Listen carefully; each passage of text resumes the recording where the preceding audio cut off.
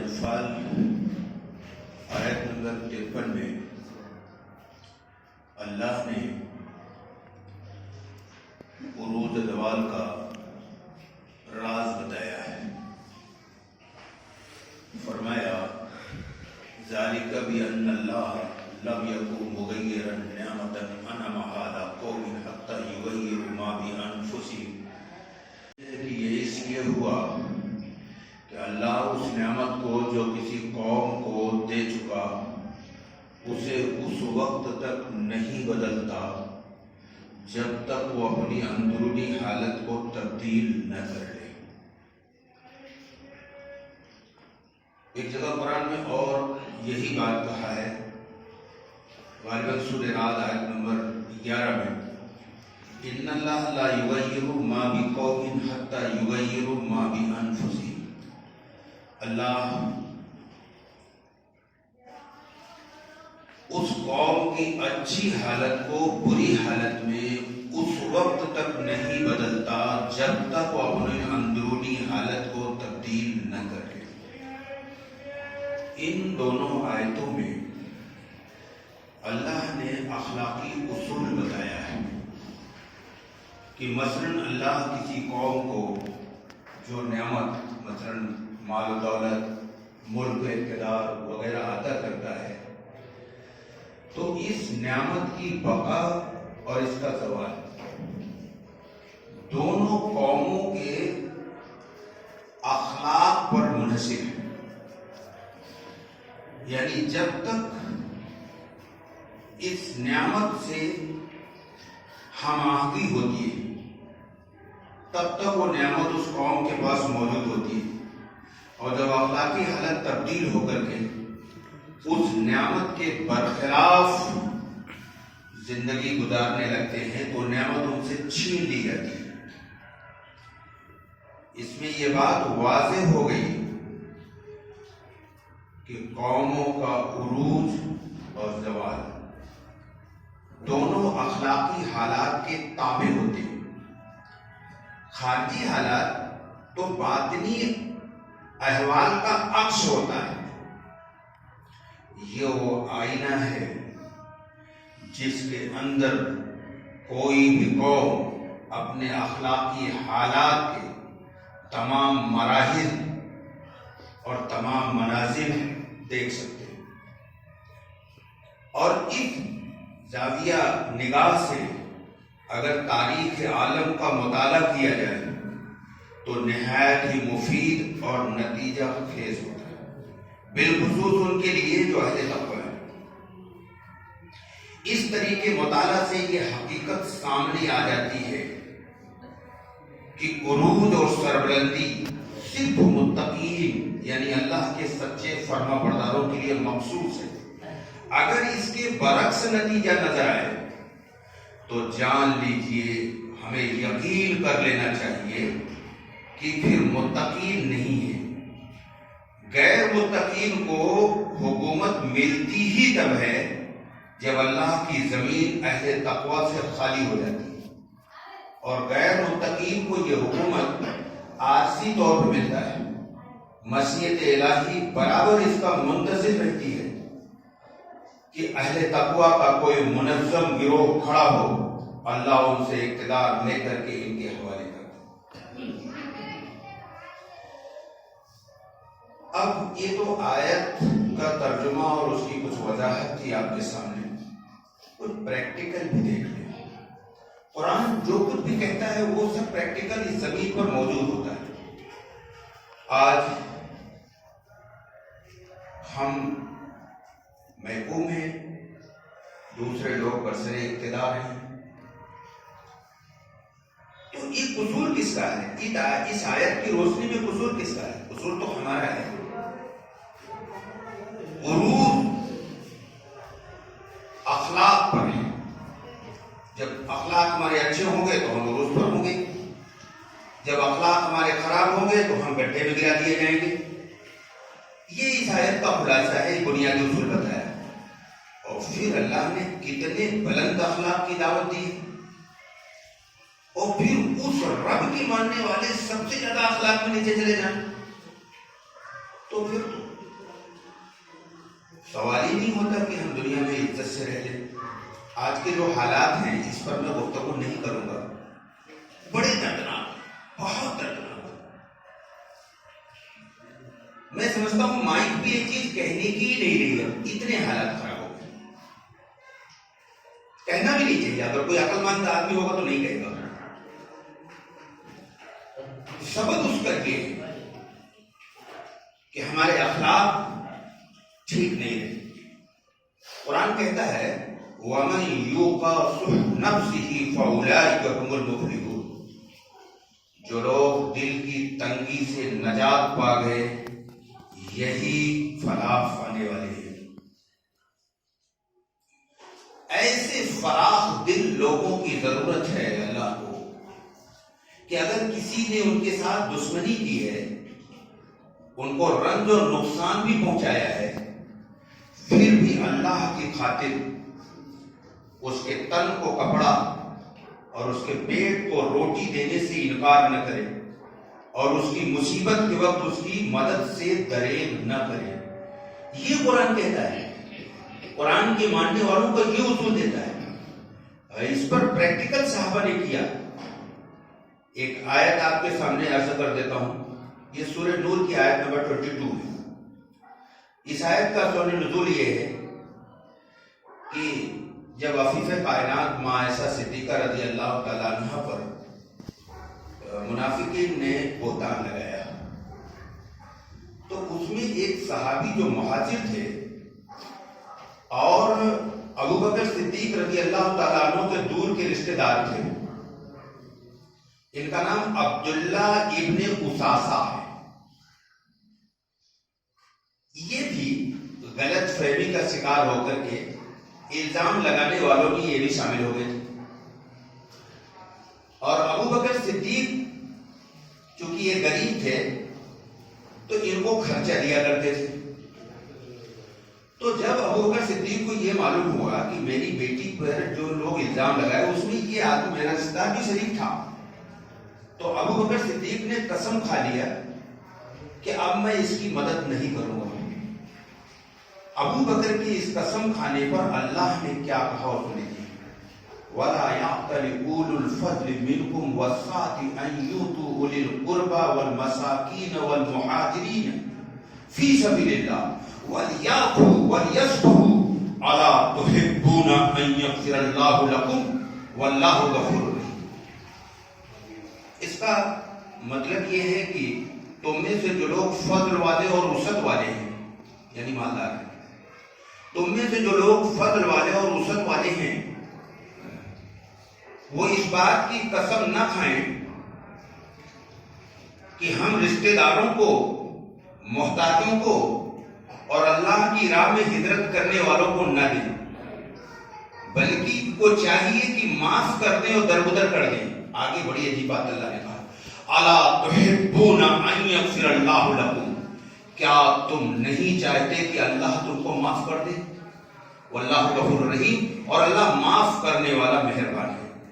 جب یہ آیت نازل ہوئی تو ابو بکر رونے لگے اور کہا یا اللہ میں چاہتا ہوں کہ تو مجھے معاف کر دے. اور پھر جا کر کے مشتہ کو پہلے کی طرف پھر خرچہ دینا شروع کر دیا. آپ بیان تو بڑی آسانی سے سن لیے، ہم نے کہہ دیا. آپ غور کریں کہ ابو بکر کی بیٹی پر الزام لگانے والا آدمی، آپ کی بیٹی پر کوئی الزام لگائے، کیا آپ اللہ کا ایک حکم سن کر کے اس الزام لگانے والے کو معاف کر دیتے ہیں؟ کیا آپ اس کی مدد کرنے کا تو تصور بھی نہیں کرتے؟ مدد کرنا تو بڑی دور کی بات ہے، اس سے بات کرنا بھی گوارا نہیں کرتے. کیوں ابو بکر کا اسلام الگ تھا، آپ کا الگ ہے کیا؟ اسلام تو سب کا ایک ہی ہے. ایمان والے کے نزدیک سب سے بڑی چیز اللہ کا حکم ہوتا ہے. یہ ہے وہ بلند اخلاق جس نے ابو بکر صدیق کو اس زمین پر سپر پاور بنا دیا تھا. خلیفہ تھے اور اس وقت سپر پاور تھے. یہ اخلاق سننے اور سنانے کے لیے نہیں، یہ اخلاق ہمیں اپنی زندگی میں اتارنے کی ضرورت ہے. ایک جگہ اللہ نے سورہ سجدہ میں کہا وَجَعَلْنَا مِنْهُمْ الائمۃ یہدون بامرنا لما صبروا وکانوا بآیاتنا یؤمنون. یہ سورہ سجدہ کی آیت ہے. اللہ اخلاق سے قرآن بھرا پڑا ہے. اللہ اس آیت میں فرما رہا ہے کہ ہم نے ان میں پیشوا بنائے جو ہمارے حکم سے لوگوں کی رہنمائی کرتے تھے جبکہ انہوں نے صبر کیا اور ہماری آیتوں پر ایمان رکھتے تھے. اس آیت میں اللہ نے بتایا کہ ہم نے ان کو رہنما کب بنایا. رہنما لیڈر کو کہتے ہیں اور لیڈر کے ہاتھ میں ہی اقتدار ہوتا ہے. تو اللہ کہہ رہا ہے کہ ہم نے ان کو رہنمائی کب دیا, ہم نے ان کو لیڈنگ پاور کب دیا, جب انہوں نے صبر کا ثبوت دے دیا. وہ انسان بااخلاق ہو ہی نہیں سکتا جس کے اندر صبر نہ ہو. اخلاق کی بہت اعلیٰ صفت ہے کہ اس کا صبر والا ہونا ضروری. قرآن میں صبر پر بہت آیتیں آئی اور اس کا خلاصہ ساری آیتوں کی یہ ہے کہ وہ آدمی اللہ والا نہیں ہو سکتا جس کے اندر صبر نہیں. اللہ کی کتاب کسی گروہ کو ملنا امامت عالم کی کنجی عطا کرنا ہے, لیکن یہ امامت عالم کا مقام کسی گروہ کو اس وقت ملتا ہے جب وہ صبر کا ثبوت دے دے. صبر کیا ہے؟ میں صبر کا معنی اور صبر کی ڈیفینیشن نہیں بیان کرنے جا رہا ہوں, اس کو بعد میں لاؤں گا. صبر یہ ہے کہ جب لوگ اس وقت اصول کے لیے جیے جبکہ لوگ مفاد کے لیے جیتے ہیں, جو اس وقت انصاف کی حمایت کرے کہ جبکہ لوگ قوموں کی حمایت کرنے لگتے ہیں, جو اس وقت برداشت کرے جبکہ لوگ انتقام لیتے ہیں, جو اس وقت اپنے کو محرومی پر راضی کر لے جبکہ لوگ پانے کے لیے دوڑتے ہیں, جو اس وقت حق کے لیے قربان ہو جائے جبکہ لوگ صرف اپنی ذات کے لیے قربان ہونا جانتے ہیں. یہی صبر ہے. جو قومیں اس صبر کا ثبوت دیتی ہیں وہی قوموں کے امام بنتے ہیں. یہ صبر بھی ہمارے پاس نہیں ہے. جو اخلاق کی بہت اعلیٰ قسم ہے, بلکہ اس کے بغیر اخلاق آ ہی نہیں سکتا. اور سب سے بڑی بد اخلاقی کیا ہے اسے سن لیجیے. سب سے بڑی بد اخلاقی کیا ہے؟ سب سے بڑی بد اخلاقی یہ ہے جس کو قرآن نے بہت جگہ کہا ہے. حدیث تو نہیں ہے, قرآن ہے, بھرا پڑا ہے کہ یہ جو دین رحمت اللہ نے ہمیں دیا ہے, جس پر عمل کرنے سے اللہ ہمیشہ کی جنت عطا کرے گا.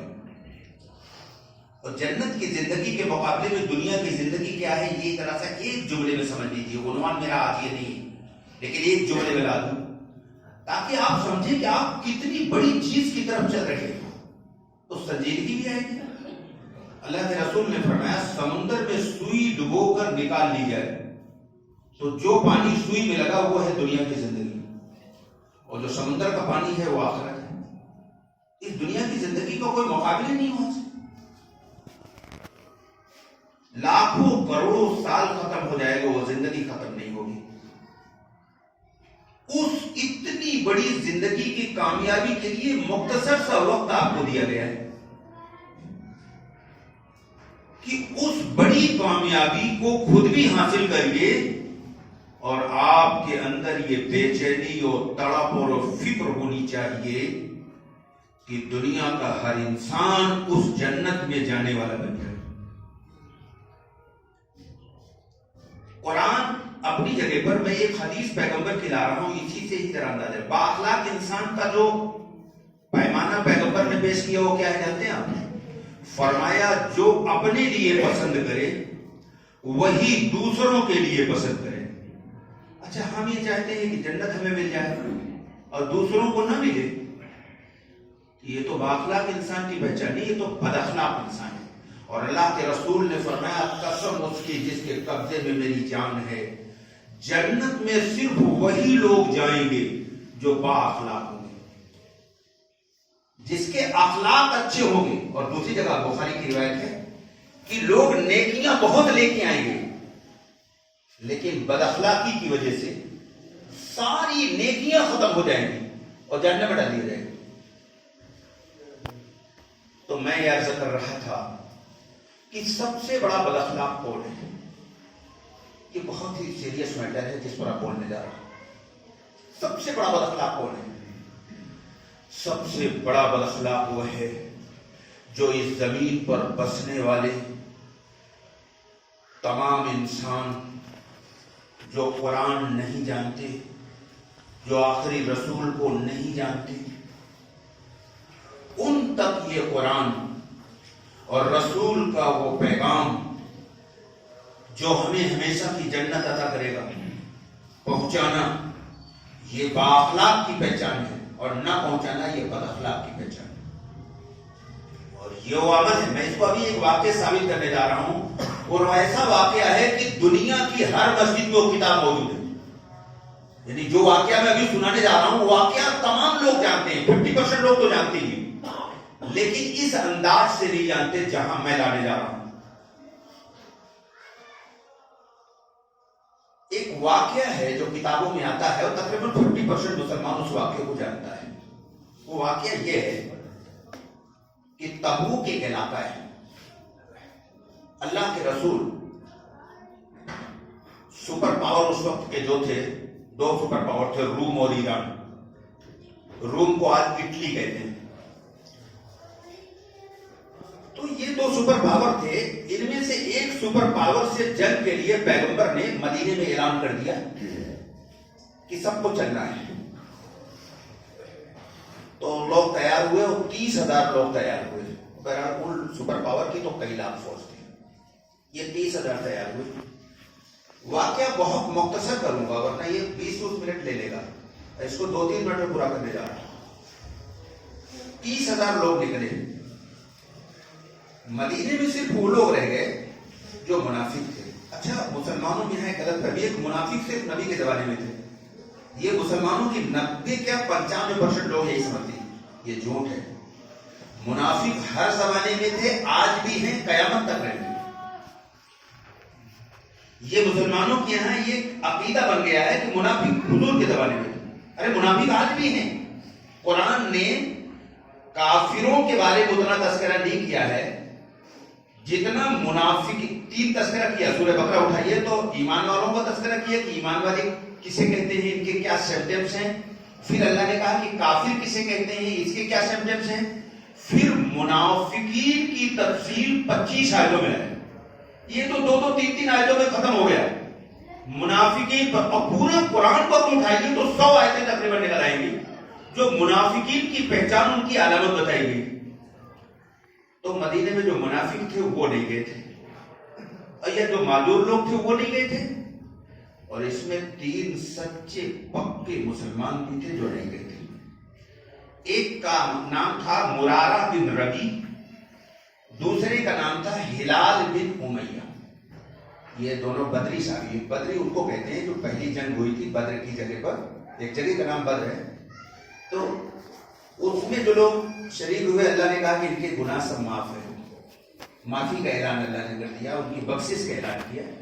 تو یہ 2 صحابی بدری تھے جن کی مغفرت کا اعلان قرآن نے کر دیا. اور ایک کعب بن احبار. یہ 3 سچے پکے مسلم تھے، یہ بھی نہیں گئے تھے. میں واقعہ بہت شارٹ میں لا رہا ہوں. یہ پکے مسلمان تھے اور پورے دین پر چلنے والے یہ تینوں تھے.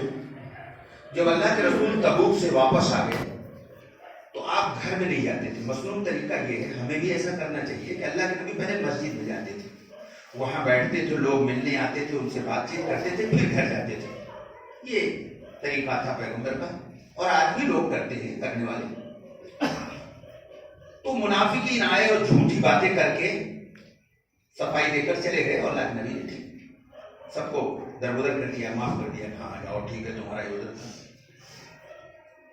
لیکن جب یہ 3 سچے پکے مسلمان گئے تھے، انہوں نے سچ بات بتائی کہ ہم بہت خوشحال تھے. 60 میں کر کے بتا رہا ہوں، ہم اتنے خوشحال تھے کہ اتنا پہلے کبھی نہیں تھے. ہماری سستی اور کاہلی ہے کہ ہم نہیں جا سکے. تو اللہ کے نبی نے کیا فرمایا جانتے ہو؟ اڑ جاؤ یہاں سے. اور مسلمانوں سے کہا کہ کوئی ان سے بات چیت نہ کرے, سلام کلام سب پر بائیکاٹ کر دیے. بہت مختصر کر رہا ہوں, اس کے بیچ میں بہت اہم چیزیں ہیں, سب چھوڑ رہا ہوں. 40 دن تک ان کا بائیکاٹ رہا. اور جب ان کا بائیکاٹ کیا گیا تو ان کا حال یہ تھا کہ روتے ہوئے ان کا گزر رہا تھا اور زمین ان کو تنگ ہو گئی تھی. 40ویں دن نبی کا یہ ایک حکم پہنچا کہ اپنی بیویوں سے الگ ہو جاؤ. توجہ کرنا, اسی مسجد میں یہی کتاب رکھی ہے, کھول کے دیکھ لینا. دنیا کے ہر مسجد میں یہ کتاب رکھی ہے, یہ واقعہ لکھا ہے. اور بڑی بڑی کتابوں چاہیے, میں تو بڑی کتابوں سے لے کر دے رہا ہوں آپ. تو جب یہ کہا کہ بیویوں سے الگ ہو جاؤ تو انہوں نے پوچھا کیا بیویوں کو طلاق دے دوں؟ تو نے فرمایا نہیں, بیویوں کو طلاق نہ دو لیکن ان سے الگ رہو, مباشرت نہیں کر سکتے. مختصر بیویوں کو بھی الگ کر دیا. 50 دن گزر گئے. اچھا, اسی 40 دن کے درمیان میں عیسائی بادشاہ کا خط لے کر ایک آدمی آیا اور کعب احبار سے کہا یہ خط آپ کے لیے ہمارے بادشاہ نے بھیجا ہے. اس میں یہ تھا کہ آپ کے جو سردار ہیں انہوں نے آپ کو ذلیل کر رکھا ہے, نعوذ باللہ. آپ ہمارے پاس آ جائیے, ہم آپ کا ویلکم کرتے ہیں. تو اگر کوئی منافق ٹائپ ہوتا خوش ہو جاتا, ویلکم کرتا, چلا جاتا. یہ رونے لگے کہ یہ میری نوبت آج یہاں تک پہنچ گئی کہ کافر آج مجھ میں طمع کرنے لگے اور مجھے دین سے ہٹانے کی پلاننگ ہونے لگی, آفر ہو رہا ہے. لے جا کر اس خط کو تنور میں ڈال دیا ہے اور اللہ کے رسول سے جا کے کہا, اللہ کے رسول آپ کے بائیکاٹ کرنے کی وجہ سے آج ہم میں کفار طمع کر رہے ہیں. اسی حالت ان کا 50 دن گزر گیا. مختصر یہ ہے کہ 50ویں دن یہ اپنی چھت پر بیٹھے ہوئے تھے اور آنکھوں سے آنسو جاری تھے. بیچ میں بہت ساری چیزیں چھوڑ دیا, وقت کم ہے. تو اللہ جبریل آئے, ان تینوں کی مغفرت کا اعلان کیا, قرآن لے کر آئے. قرآن آیا ان کے بارے میں, قرآن نازل ہوا. اللہ کے رسول نے فرمایا کہ جاؤ میرے ان صحابہ کو بشارت دے دو. تو ایک صحابی سب سے پہلے دوڑے ہوئے ان کے پاس گئے. تو کعب احبار کہتے ہیں میرے پاس کوئی کپڑا نہیں تھا, ایک کرتا تھا, وہی میں نے اتار کر خوشی میں ان کو انعام دے دیا اور خود میں نے مانگ کر کے کسی اور کا کرتا پہن کر حضور کی بارگاہ میں گیا. میرے دوستوں, پورا واقعہ بتانا مقصد نہیں ہے, میں صرف یہ بتانا چاہتا ہوں ان کا گناہ کیا تھا. میں اس لیے واقعہ لایا کہ مسلمان اس کو گناہ ہی نہیں سمجھتا. ان کا گناہ کیا تھا؟ بھئی یہ نماز پڑھتے تھے, 5 وقت کی تہجد یہ پڑھتے تھے, پورے دین پر چلتے تھے, سچ یہ بولتے تھے, امانت داری یہ کرتے تھے, وعدے کا لحاظ یہ کرتے تھے, حلال کمائی یہ کماتے تھے, اور یہ انسانیت کے لیے سب کچھ لٹا دینے والے لوگ تھے. کوئی کمی ان میں نہیں تھی. کمی یہ تھی کہ اللہ کے دین کی کوشش میں پیچھے رہ گئے تھے. اب بعض اہل علم یہاں اعتراض کرتے ہیں, اس کا جواب دے دو کہ ارے وہ تو قتال تھا بھائی, قتال کا مقام چھوٹا ہے. اس کو پڑھے لکھے نہیں جانتے آپ, میں اس کو ثابت کر دوں. قتال کا مقام چھوٹا ہے اور زبان سے سمجھانے کا مقام جنگ سے بڑا ہے. آیت پڑھنے جا رہا ہوں سورہ فرقان کے, فلا تطیع الکافرین وجاہدہم بہ جہادا کبیرا. یہ آیت میں نے بڑے بڑے علماء کے بیچ جو پڑھا تو لوگ ایسا لگا کہ آج ہی نازل ہوئی ہے. قرآن تو 14.5 سال پہلے آیا, لیکن لوگوں کے اندر غلط فہمی اور جنگجویانہ ایسا بھوت سوار ہے کہ جہالت کا پردہ پڑ گیا. قرآن کہتا ہے, مولوی کی زبان میں نص سے ثابت ہے کہ جنگ کا مقام چھوٹا ہے. پرامن زبان سے لوگوں کو سمجھانے کا مقام بڑا ہے. آیت کا ترجمہ کر دوں, فلا تطیع الکافرین وجاہدہم بہ جہادا کبیرا. اس کا ترجمہ یہ ہے کہ تم انکار کرنے والوں کی بات نہ مانو. اس کتاب یعنی قرآن, اس قرآن کے ذریعے تم بڑا جہاد کرو. جہاد مانے کوشش, ہندی میں سنگھرش, پریاس. اللہ نے اس جدوجہد کو، اس کوشش کو کہ لوگوں تک اللہ کا پیغام پہنچ جائے پرامن طریقے سے، اس کو سب سے بڑا جہاد کہا۔ ایک مفتی صاحب کانپور کے میرے دوست ہیں، انہوں نے مجھ سے کہا کہ وہ فلاں لوگ جو ہے وہ قتال کی فضائل جو ہے وہ دعوت کے کام میں بیان کرتے ہیں۔ میں نے کہا مفتی صاحب آپ غلط ہیں، وہ صحیح ہے۔ جہاد استثنائی حکم ہے قتال، اور پرامن دعوت عموم کا مقام رکھتا ہے، اور پرامن دعوت کا مقام قتال سے بڑا ہے۔ پھر میں نے یہ آیت پڑھی تو آج لوگوں کا حال بڑا عجیب ہے۔ تو وہ اللہ کے دین کی جد و جہد میں پیچھے رہ گئے تو اللہ کے رسول نے ان کا بائیکاٹ کر دیا تھا نا۔ اور اگر اسی بائیکاٹ کے حالت میں ان کا انتقال ہو جاتا تو نماز جنازہ میں پڑھی جاتی، اور کہیں رسول کا انتقال ہو جاتا ان سے پہلے تو قیامت تک ان کی جنازے کی نماز کوئی صحابی نہیں پڑھتا۔ گناہ کیا تھا؟ اللہ کے دین کو پہنچانے میں، اللہ کے دین کو پھیلانے میں جو جدوجہد ہے اس میں انہوں نے سستی کیا۔ یہ تو میں نے واقعہ بتایا۔ سورہ توبہ آیت نمبر 25 ہے یا 24 ہے، دو میں سے ایک ہے، میں کنفرم نہیں ہوں لیکن دو میں سے ایک ہے۔ اس میں اللہ نے یہ بتایا ہے، میں آیت نہیں پڑھوں گا وقت زیادہ لگ جائے گا، کہ اگر تمہیں اپنے بیوی اور باپ، بھائی اور خاندان اور اپنا مکان اور اپنی تجارت، یہ 8 چیزیں گنوایا، ان 8 چیزوں سے زیادہ اگر 8 چیزوں کی محبت اللہ اور اس کے رسول اور اس کے دین کی جد و جہد سے زیادہ 8 چیزیں محبوب ہیں۔ یہ آیت بھی جب میں نے بہت جگہ سنایا تو لوگ چونکے۔ آپ کھول کے دیکھ لیجیے سورہ توبہ آیت نمبر 24 سے 25 ہے، قُلْ إِن كَانَ آبَاؤُكُمْ، یہاں شروع ہوتی ہے۔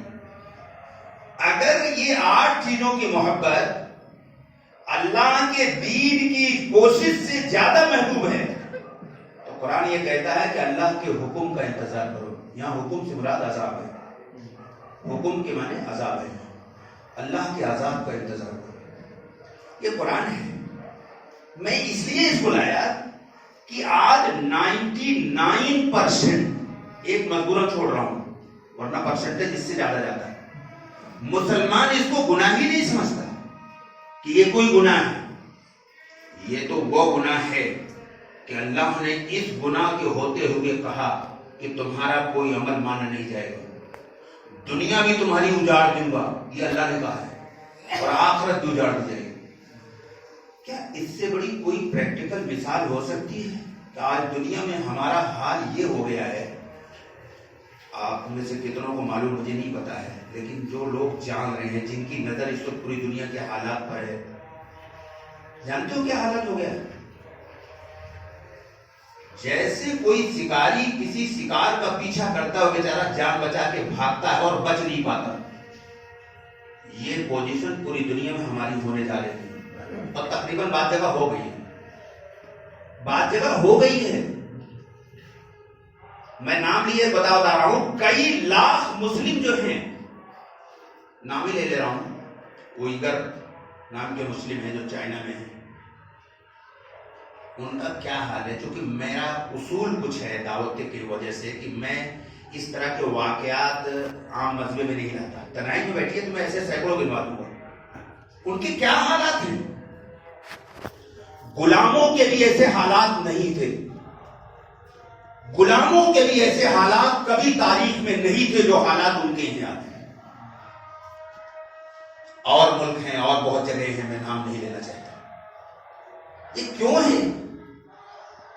اس لیے کہ اس زمین پر ہماری بقا اور تحفظ کی ضمانت اللہ نے اس میں رکھا کہ ہم دنیا کے تمام انسانوں کے خیر خواہ بن کے دیے، اور اللہ نے کہا اگر اسے نہیں کرو گے تو تمہاری روزے اور تمہارے سارے عمل ہونے کے باوجود تمہیں دوسری قوموں کے حوالے کر دیں۔ پوری دنیا میں حوالے ہو گئے۔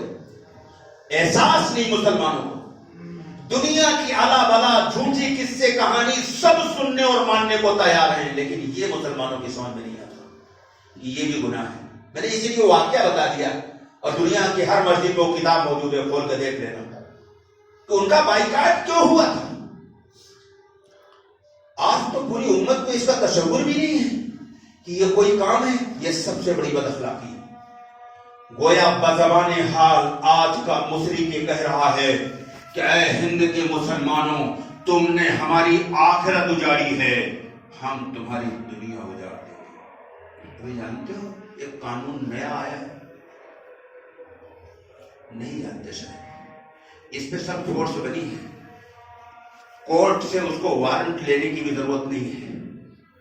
یہ اسپین کی فوٹو کاپی ہے. جس کو چاہیے بغیر ثبوت بغیر جرم کے اٹھا لیں. یہ اسپین کی کاپی ہے. مجبوراً کہنے پر مجبور ہو، آپ کو جھجوڑنے کے لیے، آپ کو جگانے کے لیے اپنے اصول سے ہٹ کر بول رہا ہوں. آج یہ قانون یہاں آ گیا.